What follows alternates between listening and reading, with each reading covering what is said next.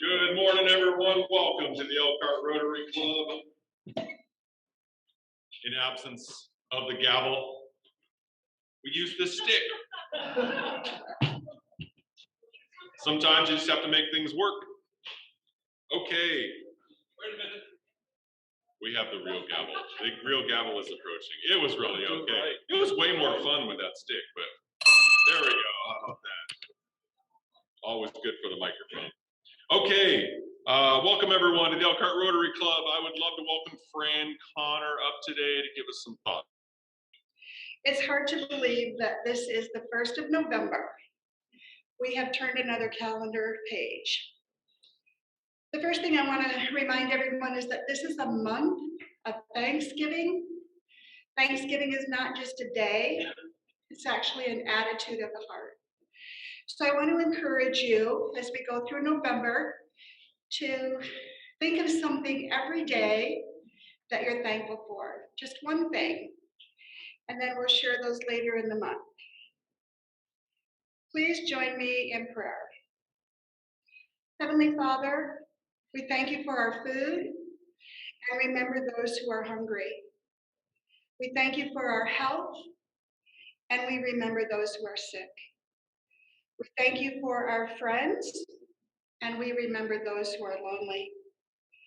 We thank you for our freedoms and we remember those who are enslaved or unable to freely worship, speak, live.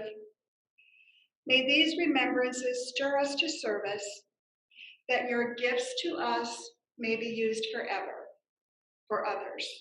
Amen. And the Pledge of Allegiance. I pledge allegiance to the flag of the United States of America and to the republic for which it stands, one nation under God, unique, with liberty and justice for all. And the four-way test. Is it the truth? Is it fair to all concerned? Will it build goodwill and will it be beneficial to all concerned?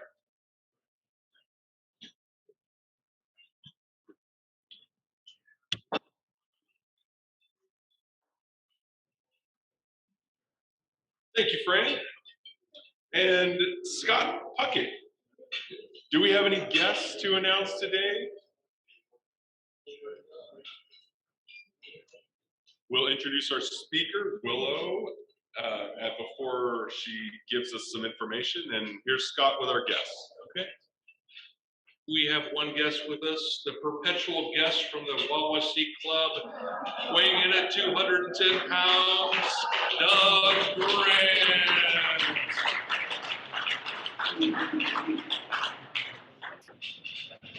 Awesome. Welcome, Doug, and also everyone online.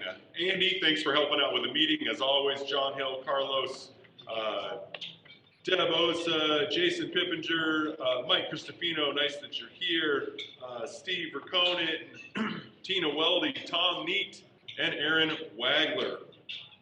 Excellent. Welcome to all those who are able to join us online and in person. It's a great, good-looking group today. All right.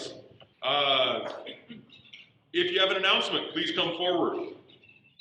And while folks are making their way up, I will just announce that this morning division on Thursday, the 4th, they're doing in-club service project benefiting Ryan's Place. So if you would like to go and do a little bit of work, hands-on stuff for Ryan's Place to help out another great not-for-profit, Aliak, are you here today? I don't see Aliak, but she's obviously a member of our club, and that would be great. Keep in mind, next Monday, November 8th, Jeff Burbrink, the extension educator with Purdue Extension, will be here to present. And let's see, Boot Lake service dates. Mentioning this are November 13th and December 11th. We have more service opportunities coming up. And be sure to keep on your calendar, if you do not have it already, Friday, December 10th for restaurant fundraising for the Salvation Army and for Salvation Army bell ringing on Saturday, December 11th. One other quick announcement before we get to those who come up. Keep in mind, Thursday evening is the Rotary District 6540, our district's online virtual gala. It's free. You sign up online at the district website. It starts at 7 o'clock and it is BYOB, or as I said, drink whatever's in your house. And I forget what the acronym is for that, but drink what you got. And this is the important part, it is in memory of Mike Cradle. So please, if you can attend on Thursday evening, join me and other district representatives. We'd love to have you. And if you need help registering or would like me to register you, just let me know. I'll make that offer to you. If you want me to sign you up, I will be happy to do that, and you'll get an email that comes to you. And if you need help getting online, I'm happy to help you with that as well on Thursday evening.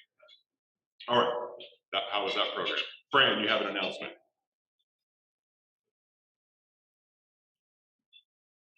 Eric, I did register for that gala, and I'm glad that you clarified that BYOB. That's right. Because I was a little concerned about where I was going. Yep. Just a little challenge directionally. All right, so I challenged you to think of something to be thankful for during the month of November. I'm going to start you out with, on the 5th Monday, which is November 29th, we will not have a noontime meeting that day because it's the 5th Monday. Some of you might be thankful for that. However, we will have a Monday evening event, a social time. It will be on Monday, November 29th, starting at 6 o'clock p.m. There will be a social time involved, dinner, entertainment. We're kind of labeling it Elkhart Rotary's Got Talent. Just keep in mind.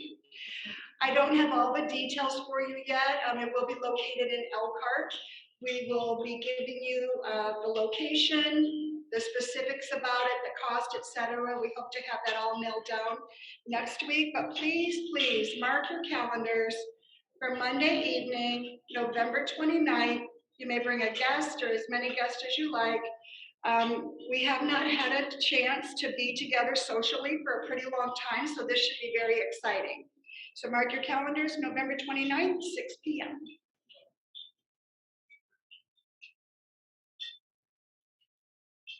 We still have tickets available for the Super Bowl, or if you don't want to go, maybe you could win $1,000. So I do have the tickets. We're supporting Concord Rotary's fundraiser, and I have tickets. They're $5 each, or you can get 5 tickets for $20. So see me after the meeting. I've got the tickets here, and somebody might be going to the Super Bowl.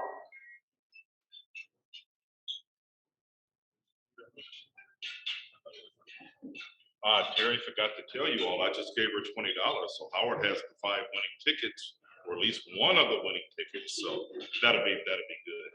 Good afternoon, Rotarians. Just want to remind everybody, today is November okay, let's see, who can remember what we said we wanted to do in November? Anybody, come on. $100 for Rotary Foundation in memory of, oh, look at that. Our audience is great. So Dr. Neat and others out there, because I know that you give a lot, but let's go ahead and see what we could do in the name of our dear fellow Rotarian, Mike Cradle, who has passed and gone on, but we can still support a great cause that he was for. I have my $100. I have our district governor's $100 that she left. So also, Mr. Tony, thank you for your $100 donation and the great news from the foundation. This is the month of matching points. So every donation you make this month for the foundation, you will get matching points for those who are looking to achieve their first Paul Harris Fellow, who may want to donate some points or have some points. And Mr. Eric is going to come up. We're going to do a little small demonstration so that everybody can see. I'm going to make my donation. Look at what? All right, I'm going to make my donation. Right. All right, so here we go. We're going to share this and we'll see how this works. So just take a minute if I can learn how to share. There we go. Sharing. There's Willow. She'll be on with us here in a second. Okay. You want to go to, where do we want to go? Where do you think? How about Rotary.org? Fair enough. And let's see, phase 2. How about go to My Rotary? This is step 2. Go to Rotary.org and go to My Rotary. Or if you want to remember how to do that, you can just go to shortcut to My Rotary. I need to sign in.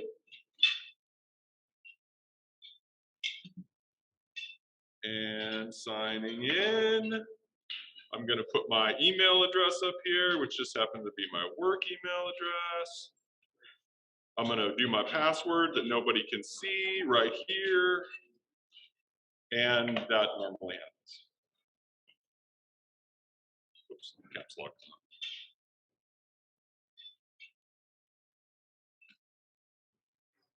Okay, don't worry about that. Please don't save that password.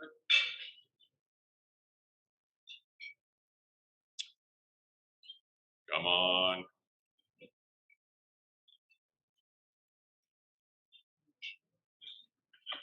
So what do you think, Howard? What do I need to do here? Maybe hit donate? Sounds like a good gift. I think that's probably the right button.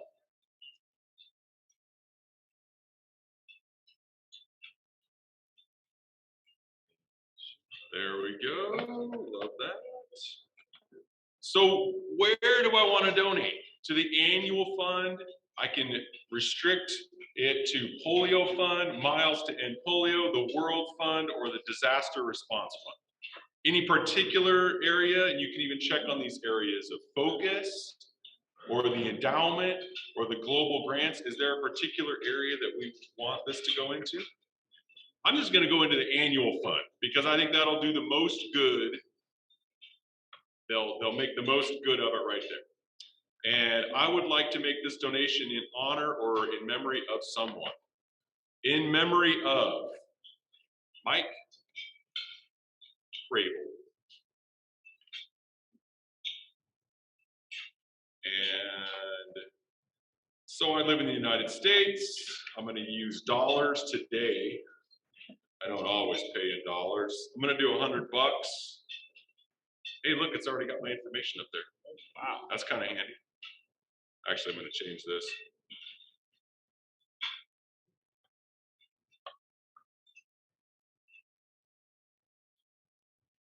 Oh, man. It puts that up there? How uncool is that? Hold on, I'm going to stop sharing everybody for a second.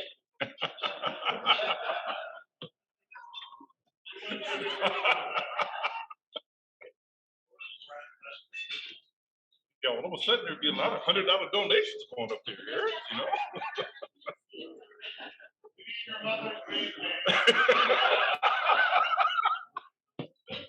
Man.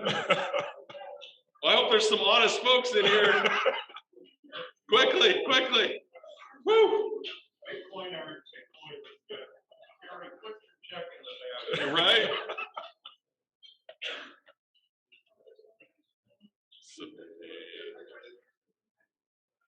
This looks like an honest bunch in here. Let's hope. Okay. It's done. I don't need to save that in here. And okay, back to sharing. After now we can show the, sorry, Willow's getting flashbacks over there. Go to this, and then go to share.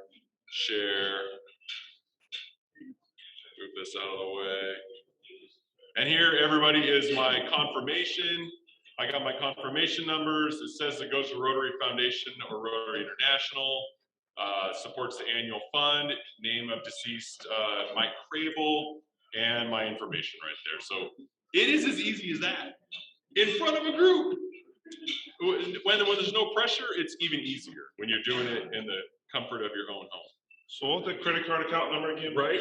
I'm glad we didn't record that. But anyway, whether you want to go this route or if you have cash or check, me and our treasurer will make sure that it gets donated and, you know, that your name is attached to those funds and stuff. So any way that you want to donate, we don't want it to be difficult. Let's make sure that we get this done. Thank you.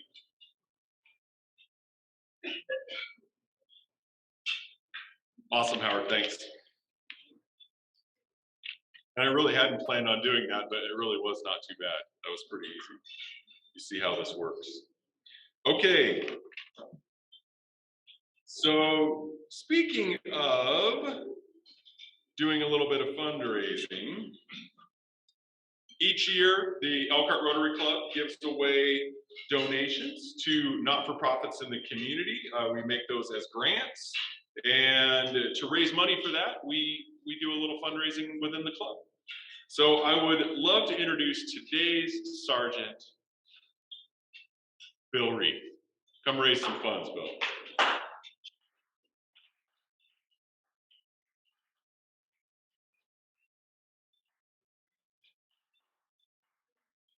Thank you for that less than enthusiastic applause. I hope all of you had a happy Halloween and that it was filled with more treats than tricks. So in honor of Halloween, we're going to do a little bit of trivia, and let's start with some little known Halloween facts. A little known fact is that ghosts starch their sheets. Do you know why? Because they want to make sure everyone is scared stiff. Skeletons' favorite food at restaurants are spare ribs. And zombies don't like pirates because they taste salty.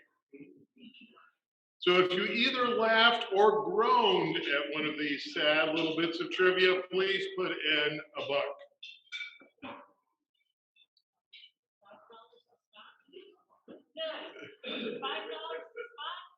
No, we've got too much. When we think about Halloween, we think about trick-or-treating and, of course, candy. On average, Americans purchase nearly 600 million pounds of candy each year for Halloween. That's 24 pounds of candy per person in America, or approximately 16 billion fun-sized candy bars or 158 trillion individual candy corn kernels. Another way to think about it, it's 90 million pounds of chocolate candy sold during Halloween week, which is more than the 65 million pounds sold during Easter or the 48 million pounds during Valentine's week. It is the #1 candy holiday of the year. If you've given out or ever enjoyed Halloween candy, including that on your table, then put in a buck. How many calories is that? That's a lot of calories. And speaking of candy, a popular chocolate candy at Halloween is the Snickers candy bar. In fact, Snickers is actually the best-selling candy bar in the world. It was invented a long time ago in 1930 by Frank and Forrest Mars of the Mars Candy Company, and it was named after their horse Snickers, who liked peanuts. The world record for the largest candy bar goes to a Snickers bar. Last year, in the midst of COVID, the Mars Candy Company made a giant Snickers bar that weighed 4,700 pounds. It was 2 feet high, and it is the equivalent size of 43,000 single Snicker bars put together. And you ask, where was this master creation made? Where else but in their plant in Waco, Texas, because everything's bigger in Texas. So if you've ever eaten a Snicker bar, then please put in a buck. We all know that a big part of Halloween is dressing up and wearing some type of costume. What I like to wear on Halloween, for the little trick-or-treaters that come, is I have this little thing I put in my head that looks like a dart is in my head, and it looks very real. It's very hard to tell, and I have a lot of fun with the little guys and gals because they'll look at me when they come to the door and they'll say, "You've got something in your head," and I'll say, "What do you mean?" And they will say, "Whoa, no, you've got something there." And I'll reach up and I'll touch it and I'll say, "Wow, my wife and I were playing darts and we were missing a dart. I didn't even know it was there." And then they'll all be like, "Does it hurt? You know, how are you going to get it out?" All of that kinds of things. So speaking of costumes, there is a Twitter account called Weirdest Halloween Ever, and it has some very fascinating stories about Halloween costumes and some stories around the costumes. So, true stories, at least according to Twitter, and of course we trust the internet. A girl in a taco costume came into a Taco Bell and she ordered tacos. According to the person that waited on her, she then, in all seriousness, looked at the restaurant worker and said, "Is this cannibalism?" Jimmy Fallon said that at a Halloween house party in 1994, 3 people dressed up like David Hasselhoff from the TV show Baywatch. At some point, a person fell into the house's pool and all the Hasselhoffs jumped in to save him. A girl stated that the scariest costume she ever saw was when her friend came over dressed all in red the day after Halloween. She asked her friend, "What are you?" And her friend replied, "Your period, I'm late."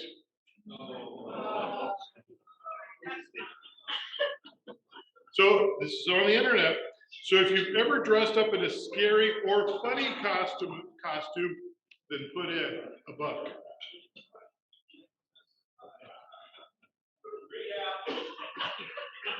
Rehab, but that's a basic function.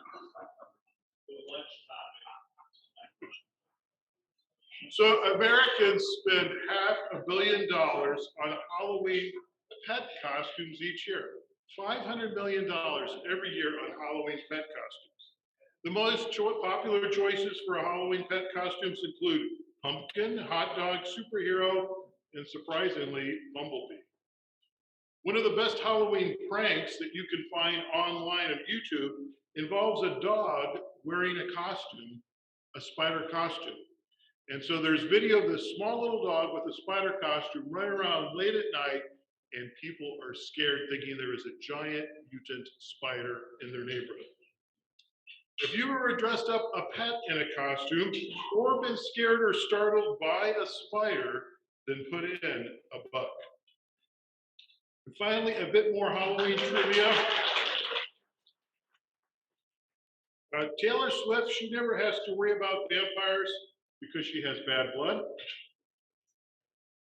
Yeah, for those of you who are up on the little popular music there. And mummies never take time off because they're afraid to unwind. So if you have it maxed out, please do so. Thank you.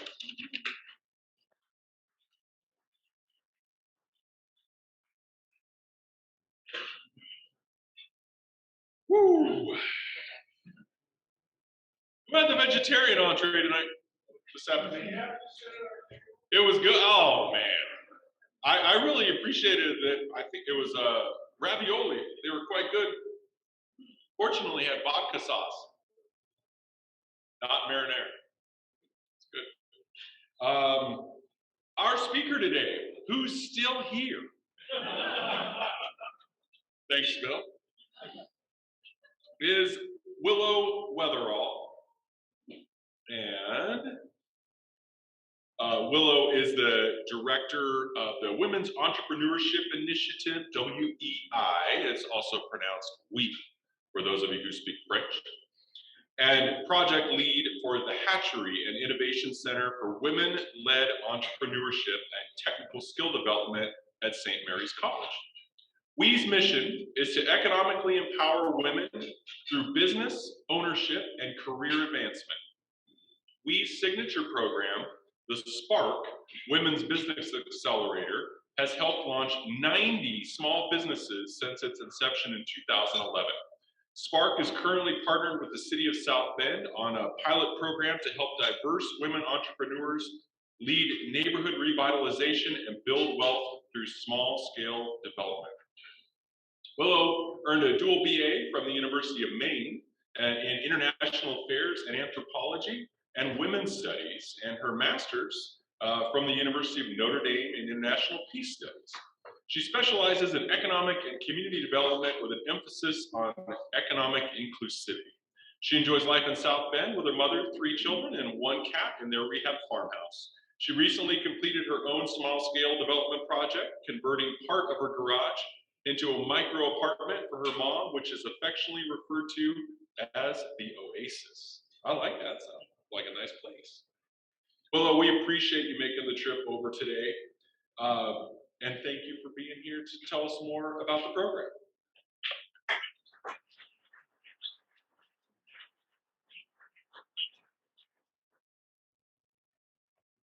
You sure I can duplicate and think it'll be all right without the speaker Without slides? the speaker Yeah. notes? I think so. I think We I'm can gonna do wing it without the speaker There we go. notes. Fantastic. So, And then as long as, whoops, I forgot I need to share. Just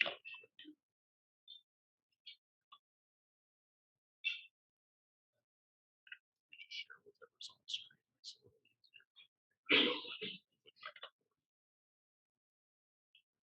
To this guy.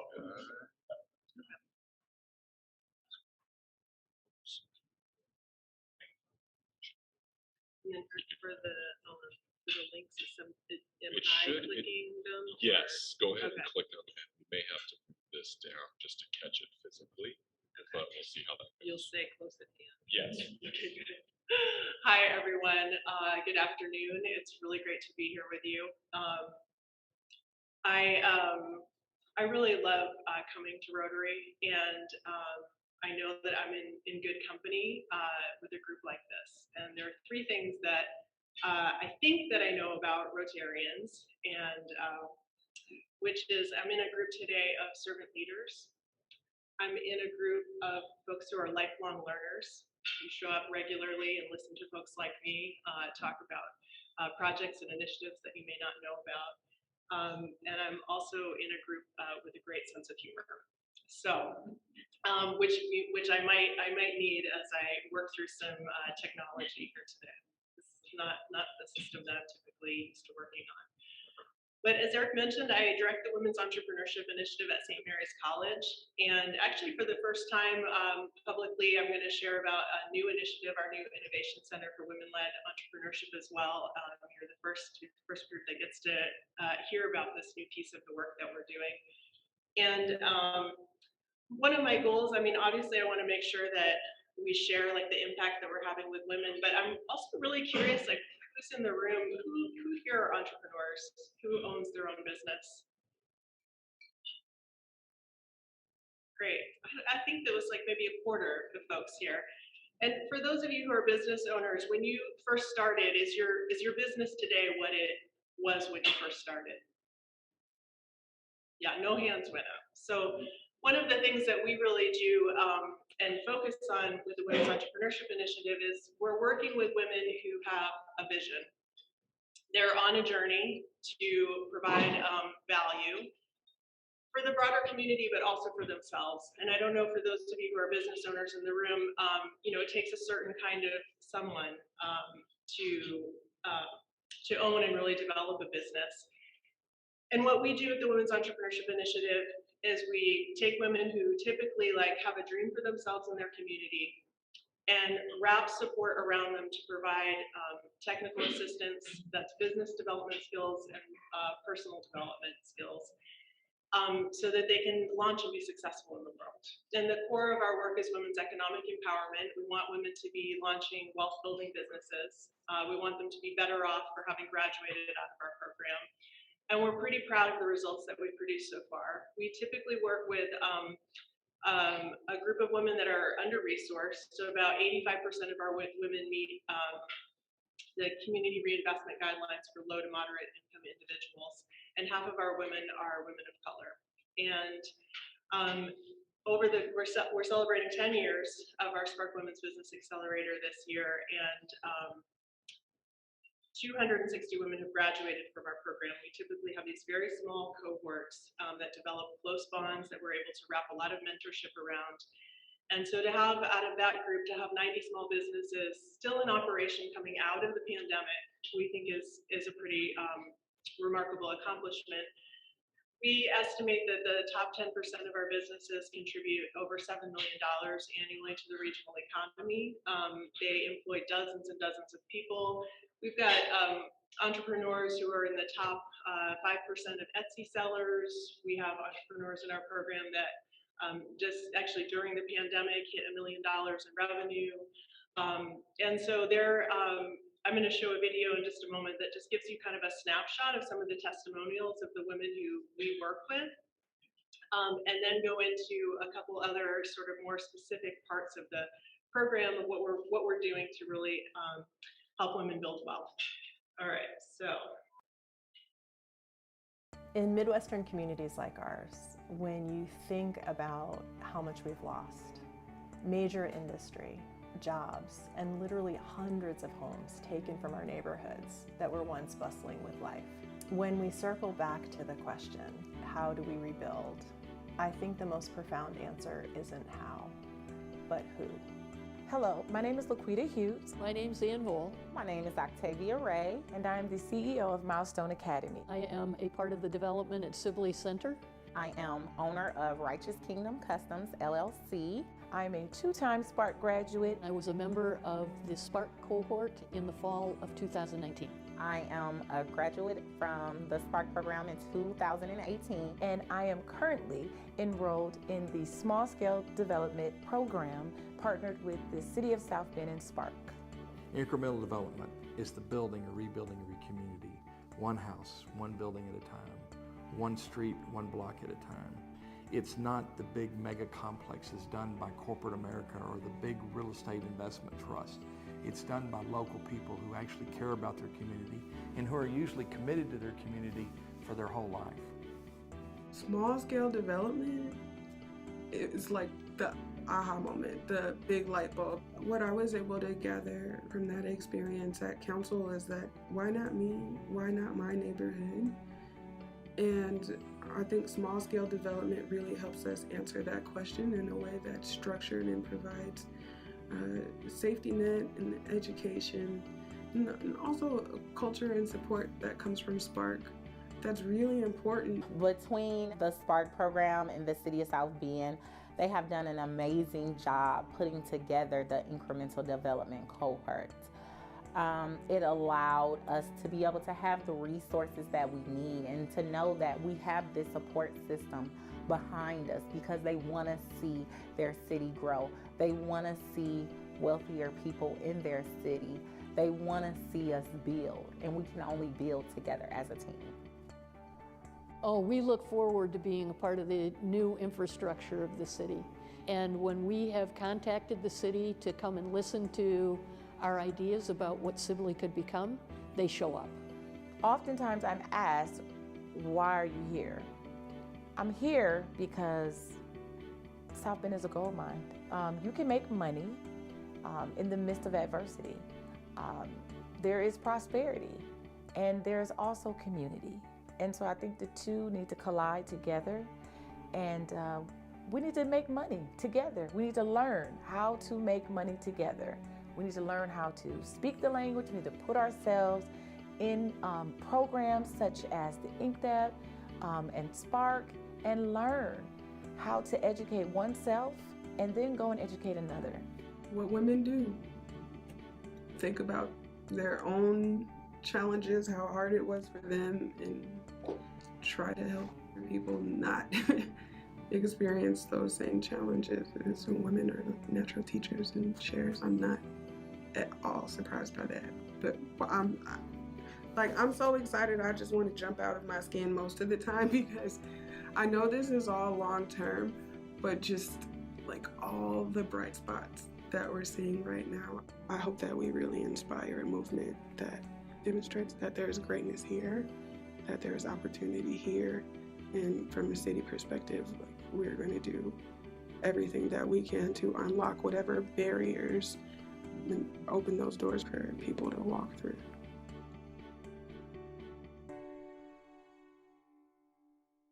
Working with a program like this, like you see a sort of an internal transformation of what's possible as people are learning how to launch and grow their business.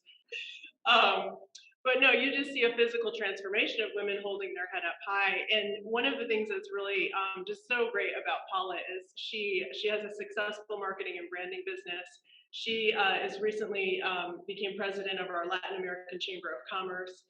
And she also just she launched a special program for women and minority-owned businesses to go through a certification program. So they just finished up their second cohort. So just Paula, and she also serves on the board of a new CDFI-friendly South Bend initiative that helps connect entrepreneurs with low barrier capital. So, you know, you can just see like there was a transformation in her own life and in her business, but Spark really attracts the kind of people that just continue to give. You know, they continue to give back. So one of the sort of places where we saw there was sort of an opportunity to kind of take our work up a notch in terms of wealth building and women's economic empowerment is in the sphere of small scale development and really connecting the work that we do of small business owners, connecting them to opportunities of property ownership and property development. So I'm going to run through some slides that really go into a little bit more detail about what we're doing and the impact of that pilot program. And then at the end, the brand new information that I want to share is some of the work we're doing with our new innovation center, which is so new I don't have a slide deck for it, but I'm excited to share it with you nonetheless. So we're going to head back here. I'm going to do another quick video to showcase our pilot project work.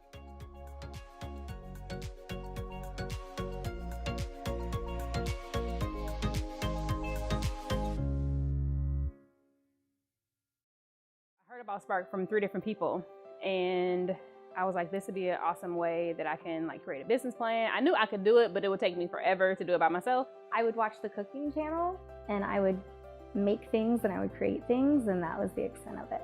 I just was lost because I always felt that I didn't belong. I grew up on the south side of Chicago, and you've heard of the neighborhood Inglewood. Yeah. So that's where I grew up in the projects over there. My grandma inspired me to doing a hard job, you always have the better life, you know, and do the right thing all the time. You know, like I said, there's a sisterhood and there's now like a big group of Spark graduates, you know, so a lot of people I can mentor to and they can mentor to me. So that's really life-changing as well. I had no idea about anything other than the day-to-day operations. I've always, because I didn't grow up in the United States, I always was looking what is in here that I need to learn more about how to do a networking, because that was the hardest part for me in the business.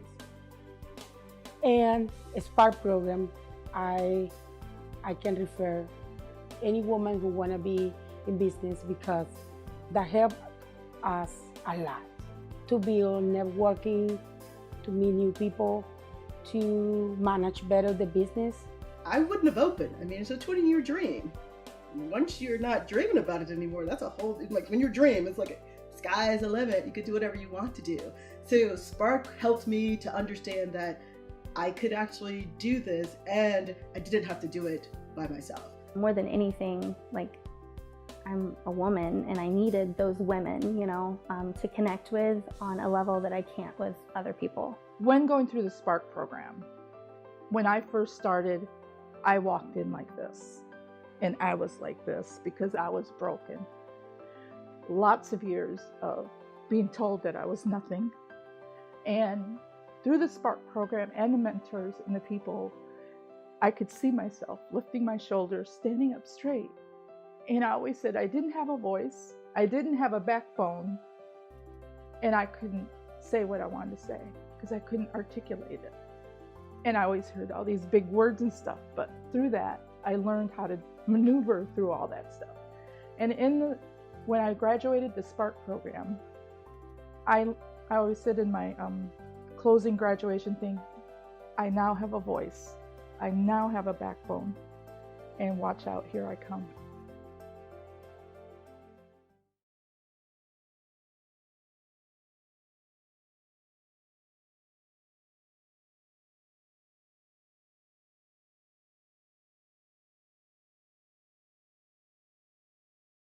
So it's great to see these connection points. So So as was mentioned in the video, the work that we're really doing right now with supporting diverse entrepreneurs to engage in wealth building and city revitalization, it really comes out of partnership between we, the city of South Bend, and some incremental development consultants. Obviously, like in this, in this crowd, you know where South Bend is located, but I just emphasize sort of the geographic location of this work, because what we're doing in South Bend in terms of the early success we're having and the way that we're tackling this problem, we think is relevant to neighborhoods and communities across the Midwest. And I know that I'm sure that there are neighborhoods in Elkhart where there's similar economic conditions, where you're trying to figure out, where there's basically been market failure. How do you revitalize these areas? There's not enough federal, state, or local money that could subsidize our way out of these problems. And no one's coming to rebuild our communities. That's the work that we're doing, and this strategy is really from the ground up, using local resources to make that work happen. So South Bend has its own sort of culture and assets. Every community does, obviously, like a history of manufacturing, changing demographics, and One more time. No worries.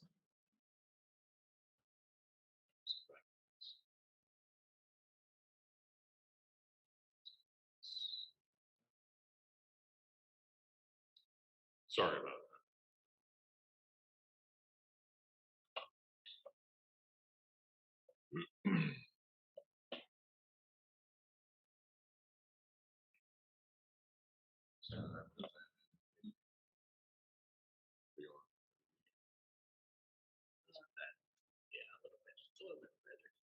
Okay, sorry. Okay. So obviously, like, economic conditions are very different now from when South Bend was sort of in an economic heyday. Our neighborhoods look different. Our population looks very different.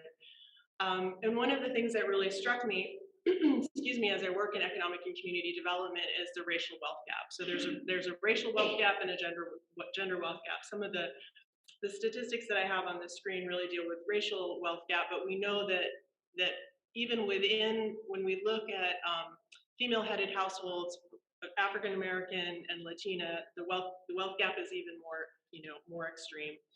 Oops, let me just slide this.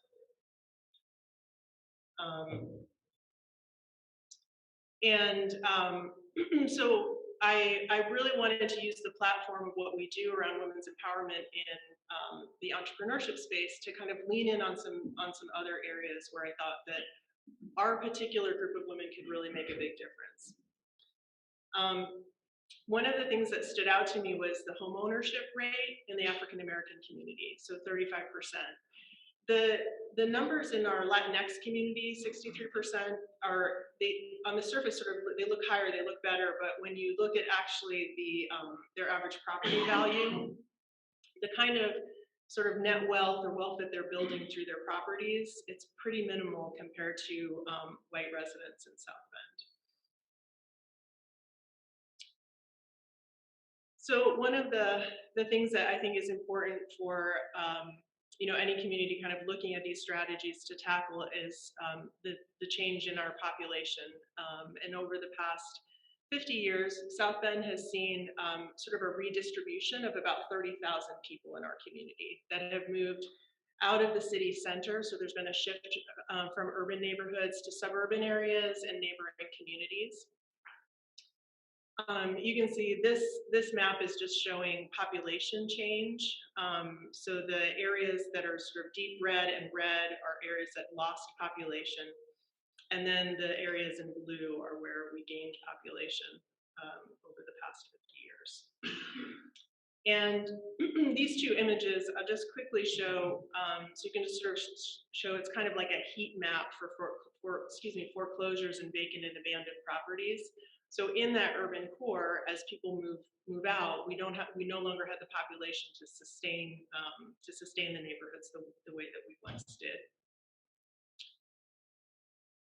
And oops, that brought address to a campaign that our former mayor, Pete Buttigieg, launched in South Bend to address 1,000 homes in 1,000 days. And at the end of 2015, more than 1,000 homes were addressed, and over half of them were basically demolished. And so what that left is a neighborhood full of vacant lots. And then the question is, like, as we said in the video, it's like, how do you rebuild? Who rebuilds? How do you bring density and vibrancy back to these neighborhoods, and also back to our small commercial hubs within the neighborhoods as well? There's only so many community gardens that you can put back into a neighborhood. Ultimately, you got to put people back that then supports the vibrancy of the small businesses that are there in the neighborhood as well. I'm gonna we don't quite have enough time to go through like a full timeline of all of the work that got us here, but I'll just say that we'll say two quick things. One is that the whole process of really engaging around small scale development, it's been almost a 4-year process. So it started back in 2017 with some small workshops and starting to get different stakeholders in our community interested in the work, and that's a combination of our financial partners, city government, developers that are already working in these areas, people who love their neighborhoods but aren't really sure, what's the next step. Maybe they picked up the vacant lot next to them or a house just so it didn't fall into the wrong hands, but they really don't have like the resources or plan to really develop it well. And so behind the scenes, as these workshops were gaining more and more traction, the city was also overhauling its zoning code. And I think, I'm sure there's probably similar context in Elkhart and other communities where you have neighborhoods where there was that urban density. You've got properties that have been taken down, but the way that the zoning codes are now, you can't put back the house that was once there. So we really needed to overhaul zoning codes to make that infill possible again, so that people could put a duplex back in a neighborhood or a project like mine. So this is my mom, this is her oasis. And so this is, I'm a single mom of 3 kids, and I'm live in a multi-gen family. My mom moved here about 4 years ago to be closer to her grandkids. And we converted part of our garage into an apartment for her. So she's got full access to our house, but she's also got privacy. She's got, it's a single story with no stairs. The interior is really designed to help her age in place and keep her close and connected to our family, but also with the independence and quality of life that she deserves as well. And while this works perfectly for our family at this stage, hopefully very, very far in the future when my mom is no longer with us, this also is an asset for a family like mine to be able to rent and have that additional revenue, stream of revenue, and it creates this type of arrangement on a property creates resilience for families. So whether that's this ADU, an accessory dwelling unit, also known as a granny flat, that you can do converting a garage, or a duplex or fourplex, those are all strategies that people have deployed for decades. To help keep things afloat. So I also mentioned this because like this work was personal, and while I believe in it and have like drunk the small scale development Kool-Aid, I also practice what I preach and got involved as a small scale developer, sort of dipped my toe in the smallest small scale development project you could possibly do. So a micro apartment. And I'm exploring the next project for myself and my family. But I also hope it goes to show like it's doable. I have no experience in this area. I followed the playbook. I got coaching from our consultants, and in concert with the work that the city had done, like this development now becomes possible. This is an allowed development for my neighborhood. It didn't require me to jump through multiple hoops to get a special exception. Roll of Spark code. Okay, the slide's a little bit off. So as I mentioned, when you saw in the videos, the women that we attract to the Spark program, I think had the right kind of qualities to really engage in this strategy. The city for several years had been trying to work with communities of color to say like, hey, we've got resources, we've got coaching, we've got support available to like help do neighborhood revitalization, and they just weren't getting traction. And I thought, I know the right community to get this opportunity in front of. These are women who are already, know how to do hard things. They put themselves in learning environments to better themselves, and they're also the type that turn around and then share that knowledge. So I think this was the combination of their own, working with a group of women who already have hustle, but also have an orientation towards civic leadership and the culture of sisterhood and sharing was the right combination to really test out the strategy that we wanted to use in South Bend. We'll move through this quickly. So you saw in the video, here are some of the images of our small scale developers. And I just wanted to give a snapshot of the type of projects that we're doing. So we focused in on those red areas. Those were the places where you saw in the previous slides, greatest population decline, most vacant and abandoned homes, highest number of vacant lots. A lot of these areas, they also have just a variety of economic challenges. So we're working at kind of in the hardest hit areas. And we're working to build one property at a time. So you'll see these little pins come up that kind of show you the areas where the development is happening. So Laquita Hughes has a childcare business that's tucked into a distressed neighborhood, and her development project is one is to buy the property. She's currently leasing it, and then to renovate the garage into additional education space so she can expand her business and what she offers to neighborhood children. Octavia, you heard from recently, she's got a great mixed-use property on a commercial corridor. So she's got 2 commercial units and 4 residential units. They're all fully leased. She occupies one of the commercial units on the ground floor. This property is already cash flowing beautifully, just under $20,000 a year. I don't know how many in this room out of the gate, buying a property and having it cash flow that quickly. This was one that we were all sort of like, how we want one like that. But it goes to show this property again, it's in a distressed area. It had challenges, it needed some renovations, but we were able to work with her to develop a business plan for this property so that the numbers work and get that positive cash flow for her family. And Octavia's goal is she's got 4 children, and it's at a minimum, it's 1 building for each child. That's her legacy. That's how she wants to build wealth in her family. That's how she wants to, like share kind of the value of property ownership. And so I think it's a beautiful goal. It's one that we can relate to. We want to leave something for our children as our legacy. Maricela Navarro has a really interesting property. It sits on a former commercial corridor that would have been right across the street from the Studebaker buildings. So that commercial corridor, obviously, when the factory was going, would have had dozens of little small businesses that really help support that industry. And so she's also looking to do a mixed use development with this property. It's currently residential, and she wants to add another residential unit and then reactivate the commercial part of this building. We're trying to crack the financing challenge on this property. So let me move so you can see Consuela Hopkins. Consuela Hopkins has a really phenomenal commercial building.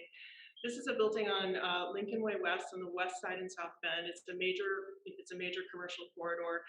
And what's interesting about this property, it was originally owned by an African-American physician. It was built by an African-American contractor. And Consuela is really proud of like the continued black ownership of this property. And what she's done, it was vacant for quite a while. She's redeveloped the interior into 14 independent office suites. And so she's leasing the property now, and the projections on the cash flow on this property, again, are just outstanding. Over $50,000, annually. And it's just shifting how we think about the use of this space, the context, where it is, what you can command for rent, and how to take a larger space and sort of carve it up into the kind of spaces that people can afford. And so she's building a really, just a really wonderful community of entrepreneurs that are starting to lease space in her property. And then Ann Bull has a really interesting property. It's a 40,000 square foot light industrial space. It's a former foundry in South Bend. And she's basically, again, her business plan sort of carves up this larger space into smaller areas for small scale manufacturers. She's got all kinds of interesting businesses working in her space and room for more. And this is, again, like a space that was very much underutilized, mostly used for cold storage for many, many years, like close to our downtown. So it's wonderful. What we have, what we're seeing with businesses like Octavia's and Ann's and Consuela's are these distributed entrepreneurship hubs, where one of our entrepreneurs is taking the lead to develop a property that then supports the health of other small businesses going into it. And then Barbara Turner, her project, she's focused really on residential. She's just an extraordinary person. She's the daughter of sharecroppers. She moved from Mississippi up to South Bend, I think around the 1950s, and she built her own home. And the day that she moved in, she said to herself, like, I want to do this for other families in the future. And so she's in her mid-60s now, and that's exactly what she's doing. It took a long time for her to get there. She's done multiple properties in the Chicago area and the John Hancock building, and she moved back to South Bend to start renovating homes. She just sold this home, made quite a bit of money off of it, and is now working on her next property is again on that Lincoln Way corridor on the west side, doing it's a building that has 3 residential units in it.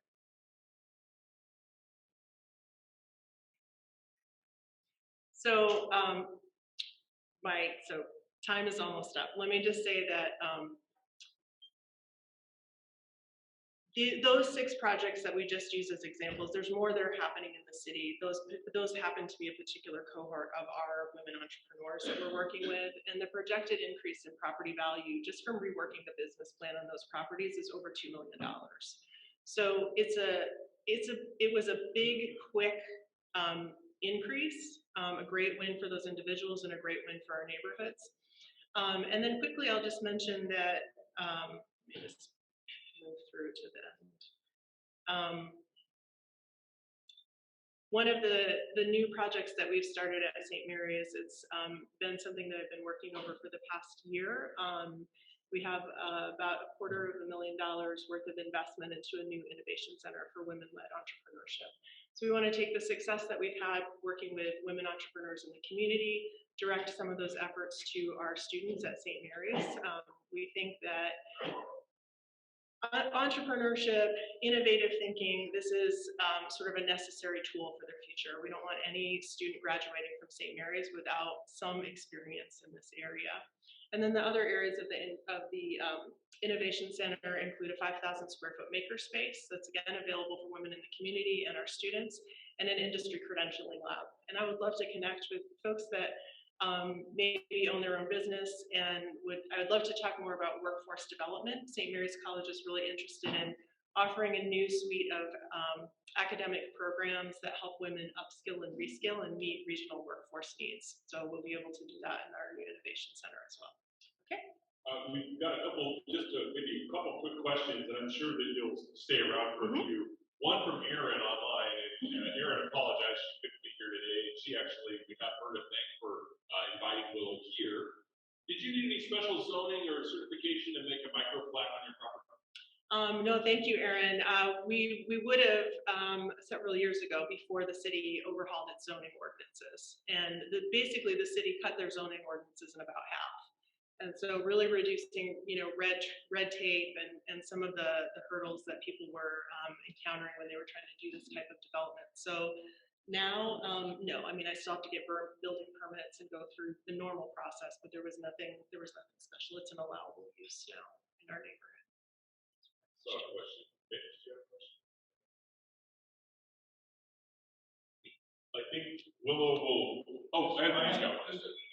You know him, I know, but I'm curious what interaction you've had, because we had a presentation also from Mike Keene. Yes, yeah. So can you explain a little bit the dance that the two different programs that we lead in?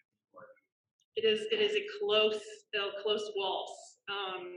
Mike is really phenomenal, and if I had time to go through the timeline, like his work is really featured prominently. Mike Keene is the one who brought the strategy to South Bend, got the city's attention to bring these consultants here, and has really helped build the ecosystem that's making these projects work. Because it's not just coaching from, it's not just the technical assistance, it's actually an ecosystem of professional service providers and other developers that are sharing knowledge. And Mike has really been at the forefront of that. And his project on Portage Ave is, it's fantastic. It's the neighborhood that I live in, and yeah, Mike is great. I actually want to share just like a quick 30-second story about Mike's project. So I live in a neighborhood that's like transitional. That's a nice way of saying it's rough around the edges. And Mike has been working in that neighborhood for several years now. And recently, I was coming home. I was dropping my daughter off at school. It's about 8 a.m. in the morning. I pulled up in front of my house, and there were 5 police cars that just immediately surrounded my car. And the officers jumped out, and they said, "Did you hear gunshots fired?" And I said, "Well, no. I mean, it's, but I just pulled up. Let me run inside, see if anybody heard anything." They hadn't. And as I went outside, the officers they said, "Well, the shots were fired." It shows on Spot Shotter, this microphone system that we have in the city that catches, gunfire. They said it was from your backyard. So they found out. And when I went back outside, they were sort of regrouped together. And one of the officers said, "What's that banging noise?" And I was like, "Oh, it's the tiny homes. This is Mike's latest project." So in addition to developing commercial space, rehabbing homes, he's just added the first new unsubsidized development in our neighborhood in over 60 years. And the nail gun was setting off shots fired. And the reason that this was so sort of impactful for me is because when we're talking about neighborhood revitalization and wealth building, like we are turning around neighborhoods that are, filled with blight and with gun violence. And I was like, this is a beautiful moment. If ShotSpotter is like, that's what we need more of, more nail guns, less handguns in our neighborhoods. So I'll end with that note, but just to say, Mike has just been an incredibly important person in making all of this possible. So thanks for mentioning that. Thank you, Willow.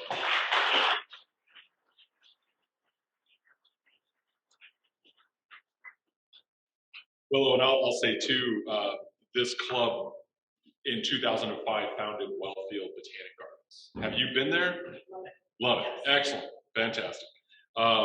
Very entrepreneurial, and it talked about revitalization of an area and something of benefit to the whole community and the region. And we'd like to give you a couple passes to those. So I'll have those for you. Thanks, everyone. And thank you, Willow, for your patience with our technology and for putting up with Bill's jokes. Always great that people stay around after that. That's good. Thanks, everybody, for your support. Go out, do great things in the community, and thank you for being an Elkhart Rotarian. Have a great day.